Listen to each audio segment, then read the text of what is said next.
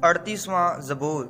दुखी आदमी की फरियाद, यादगार के लिए दाऊद का मज़मूर। ऐ खुदावंद, अपने कहर में मुझे झिड़क ना दे और अपने गज़ब में मुझे तंबीहा ना कर, क्योंकि तेरे तीर मुझ में लगे हैं और तेरा हाथ मुझ पर भारी है।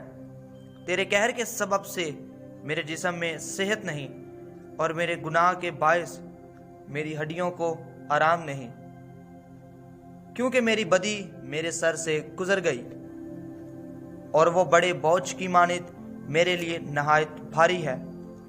मेरी हमाकत के सबब से मेरे जख्मों से बदबू आती है, वो सड़ गए हैं। मैं पुरदर्द और बहुत झुका हुआ हूँ। मैं दिन भर मातम करता फिरता हूँ, क्योंकि मेरी कमर में सोजिश ही सोजिश है और मेरे जिस्म में कुछ सेहत नहीं। मैं नहीफ और नहायत कुचला हुआ हूँ और दिल की बेचैनी के सबब से कराता रहा। ऐ खुदावंद, मेरी सारी तमन्ना तेरे सामने है, मेरा कहराना तुझसे छुपा नहीं। मेरा दिल धड़कता है, मेरी ताकत घटी जाती है, मेरी आंखों की रोशनी भी मुझसे दूर जाती रही।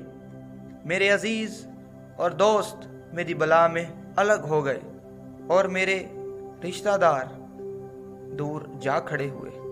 मेरी जान के ख्वाहां मेरे लिए जाल बिछाते हैं और मेरे नुकसान के तालिब शरारत की बातें बोलते और दिन भर मकर फरेब के मंसूबे बांधते हैं। पर मैं बहरे की मानित सुनता ही नहीं, मैं गूंगे की मानित मुंह नहीं खोलता, बल्कि मैं उस आदमी की मानित हूँ जिसे सुनाई नहीं देता और जिसके मुंह में मलामत की बातें नहीं। क्योंकि ऐ खुदावंद, मुझे तुझसे उम्मीद है। ऐ खुदावंद मेरे खुदा, तू जवाब देगा, क्योंकि मैंने कहा कि कहीं वो मुझ पर शादियाना ना बजाएं।